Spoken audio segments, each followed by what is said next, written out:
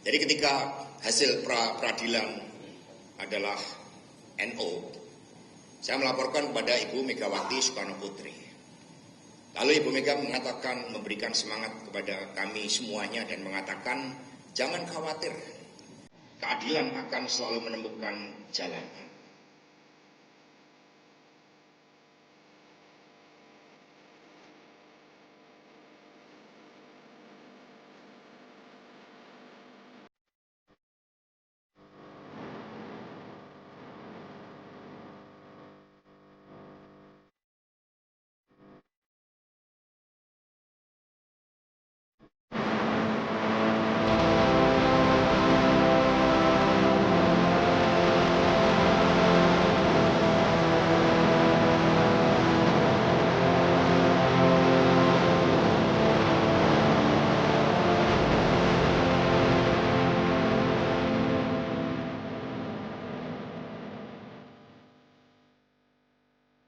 Sekjen PDIP, Hasto Kristianto, mengungkapkan pesan Ketua Umum PDIP Megawati Soekarno Putri usai hasil permohonan pra-peradilan tidak diterima.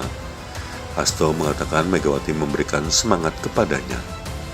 Hal ini diungkapkan Hasto dalam konferensi pers di kantor DPP PDIP Jakarta, Selasa 18 Februari 2025. Rekan-rekan pers, Assalamualaikum warahmatullahi wabarakatuh.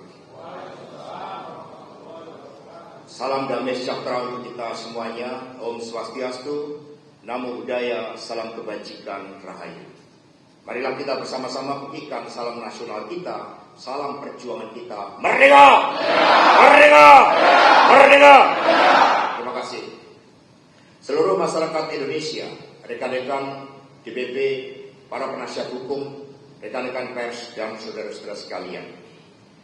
Pada hari ini, setelah cukup lama berdiam diri, melakukan perenungan terhadap berbagai bentuk kriminalisasi hukum yang ditujukan kepada saya, maka tibalah saatnya untuk memberikan penjelasan kepada seluruh masyarakat Indonesia dengan sebenar-benarnya. Apa yang menimpa saya tidak terlepas dari kepentingan politik kekuasaan. Mengapa? Sebab banyak pakar hukum yang telah melakukan kajian, bahkan suatu eksaminasi hukum dan fokus group discussion terhadap putusan atas nama Wahyu Setiawan, Agustiani Tio Fridelina, dan Saiful Bahri, sebagaimana telah dilakukan antara lain oleh Profesor Dr. Amir Ilyas, Profesor Dr. Eva Ahyani Sulfa, Profesor Dr. Ridwan, Dr. Khairul Huda, Dr. Mahrus Ali, Dr. Beni Harmoni Hereva, Dr. Aditya Wiguna Sanjaya, Dr. Maradona, dan Dr. Idul Rizkan, dan lain-lain. Dalam eksaminasi tersebut, nyata-nyata tidak ditemukan suatu fakta-fakta hukum atas penetapan saya sebagai tersangka, baik kasus suap maupun suatu tindakan melakukan obstruction of justice. Dalam Undang-Undang KPK pasal 21 misalnya, tindakan obstruction of justice terjadi pada saat penyidikan.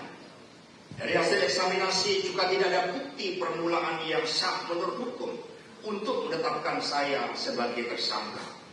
Pada tahapan proses ini, sikap saya sangatlah kooperatif dan mentaati seluruh proses hukum di KPK. Tiadanya fakta-fakta hukum tersebut juga diperkuat melalui keterangan ahli dalam proses pra-peradilan.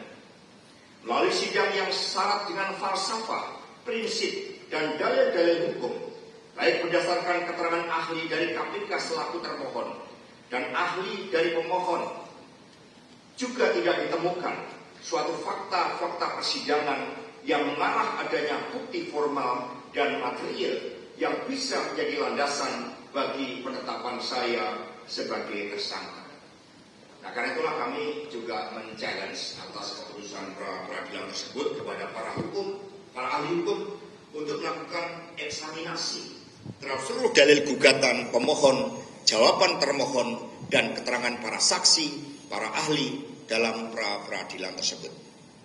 Jadi ketika hasil pra-peradilan adalah NO, saya melaporkan kepada Ibu Megawati Soekarno Putri. Lalu Ibu Mega mengatakan, memberikan semangat kepada kami semuanya dan mengatakan, jangan khawatir, keadilan akan selalu menemukan jalannya. Jangan pernah khawatir, karena kita punya nafas perjuangan yang panjang.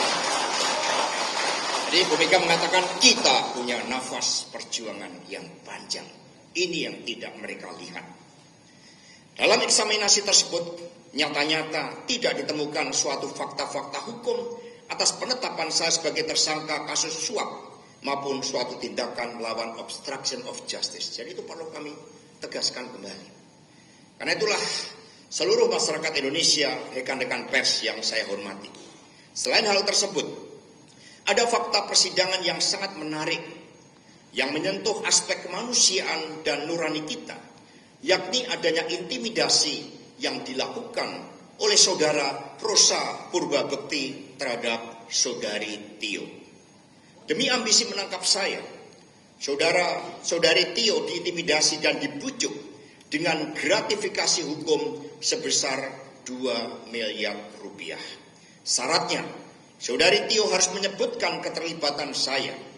Apa yang disampaikan oleh saudari Tio tersebut dilakukan di bawah sumpah. Sumpah di hadapan Tuhan yang Maha Kuasa, di hadapan Allah Subhanahu wa Ta'ala. Dan tangannya itu berada di atas, di bawahnya Al-Quran.